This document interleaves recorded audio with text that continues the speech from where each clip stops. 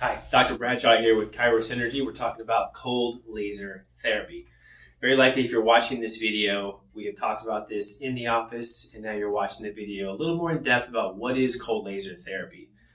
As you have been probably instructed at the office, it reduces inflammation, which it's great at that. Similar to ice, it's just a little bit more effective in terms of treating the biochemistry of your cells that are injured. So that is one aspect of the cold laser. So we'll talk about a little more in depth here in this video. The cold laser itself is very different from laser you might hear of somebody using in surgery. So a surgeon, to cauterize tissue or to destroy tissue, would use laser on the hot end of the spectrum. On the opposite end of the spectrum, used more for healing and for reducing inflammation, is the cold laser. Although the laser itself does not create a cold sensation. So it's kind of a misnomer. It's just on the opposite end of the spectrum you use in surgery. You have the cold laser therapy. We use that in the office for healing. It's really better named low-level laser. So that's the better term for it. The low-level laser is used when you put it on the skin, you turn it on, and when you're using this, you can damage the eyes. So oftentimes when you're in the office and we have you put on the glasses, it's to protect your eyeballs because this is a very powerful unit. Although it's low level, it still can create damage if not used properly. So when we turn it on, we use it on the skin and we put it on there for, depends, anywhere from 3 to 5 minutes per session that we're trying to do. While you're using this, you probably won't feel anything because it's not really doing anything other than reducing inflammation. So there's no temperature change like an icing situation might do, but you will feel possibly a little slight tingling. Some people do experience that, not everyone does. So just know that you're really not going to feel a whole lot while we're using this. The results come later because when you're using this device, you're changing the biochemistry of your cells. We talked about reducing inflammation. If you want to get into more of the biochemistry of that, I'm happy to create that for you and send you a separate email. But how that actually works is a cascade of biochemistry changes in the cells. The other thing it also does is improves the cellular response to repair.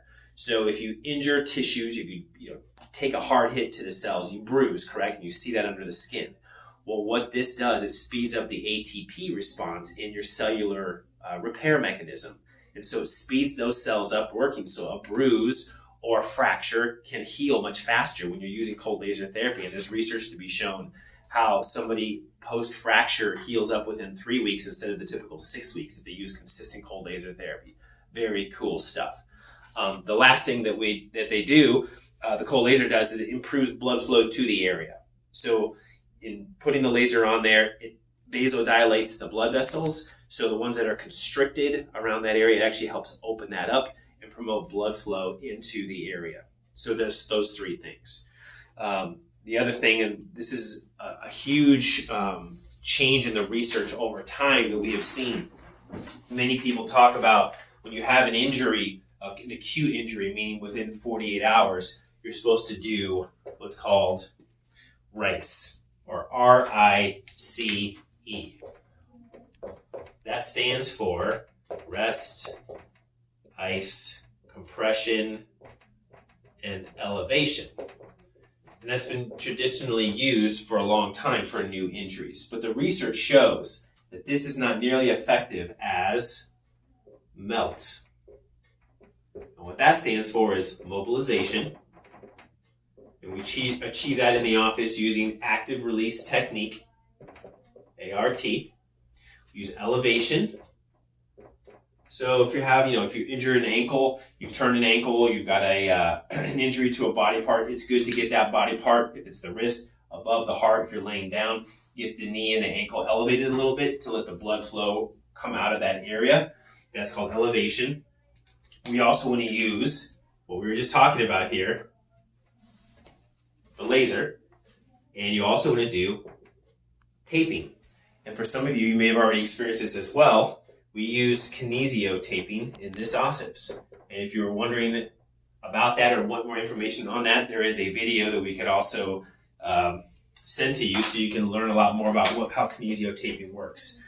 But this is the new research, the science behind it, MELT, MELT, not this. If you want to improve healing, the faster an athlete, the faster a weekend warrior, the faster somebody who has a hobby like yourself who wants to get back on to or doing the activity they want to do, this is the focus now that research says you should be using to get better. Mobilization, elevation, laser, and taping. And this laser is the third part of that component and why we use it with you. So if you are if you're watching this, just keep in mind you may take up to 12 hours before you notice any difference, but you can see usually some response within that first 12 hours, and then you can continue to notice a change after a laser session up to 3 days afterwards, 72 hours, as the biochemistry of the body is changing and those cells that were injured are healing.